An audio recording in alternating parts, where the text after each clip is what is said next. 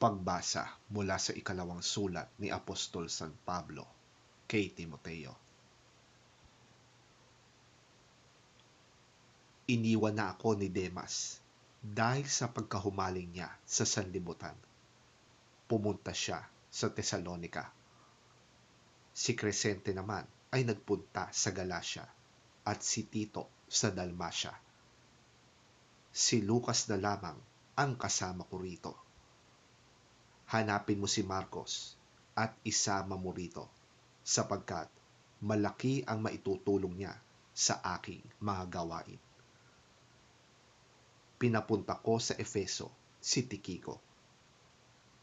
Pagpunta mo rito, dalhin mo ang aking damit na iniwan ko sa Troas sa bahay ni Carpo. Dalhin mo rin ang mga aklat ko, lalo na iyong magawa sa balat. Napakasama ng ginawa sa akin ni Alejandrong Panday. Ang Panginoon ang magpaparusa sa kanya ayon sa kanyang ginawa. Mag-ingat ka sa kanya sapagkat tutol na tutol siya sa ipinapangaral natin. Sa unang pagharap ko sa hukuman ay walang sumama sa akin. Pinabayaan nila akong mag-isa. Patawarin nawa sila ng Diyos. Ngunit sinamahan ako ng Panginoon at binigyan ng lakas upang makapangaral ng lubusan sa lahat ng hentil.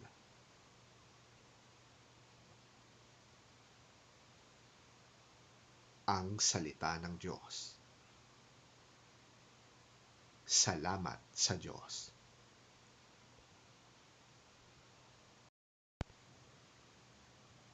Ang mabuting balita ng Panginoon ayon kay San Lucas.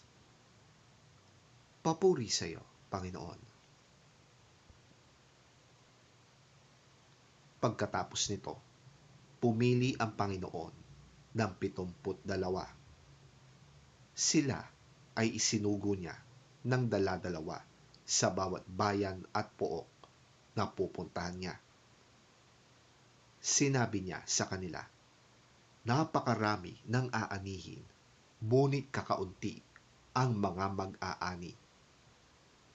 Idalangin ninyo sa may-ari ng aanihin na magpadala siya ng mga mag-aani.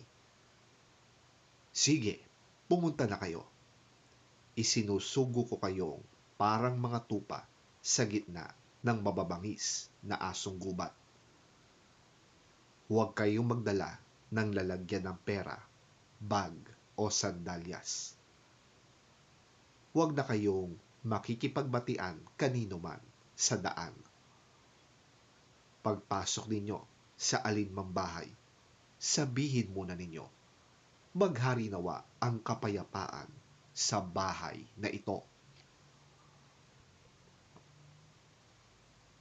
Kung maibigin sa kapayapaan ang nakatira roon, tatanggapin nila ang kapayapaan ninyo. Ngunit kung hindi, babalik sa inyo ang inyong kapayapaan. Makituloy kayo sa bahay na yan at huwag kayong magpapalipat-lipat ng tinutuluyan. Kainin ninyo at inumin ang anumang ihain sa inyo, sapagkat ang manggagawa ay may karapatang tumanggap ng sweldo. Kapag tinanggap kayo sa alinmang bayan, kainin ninyo ang anumang ihain sa inyo. Pagalingin ninyo ang mga may sakit at sabihin sa mga taga roon, malapit na kayong pagharian ng Diyos.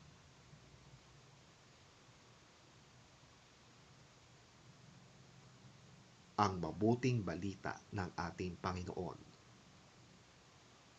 Pinupuri ka namin, Panginoong Hesukristo.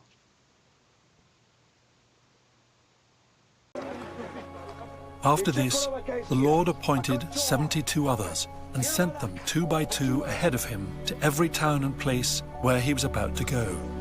He told them, The harvest is plentiful, but the workers are few. Ask the Lord of the harvest, therefore, to send out workers into his harvest field.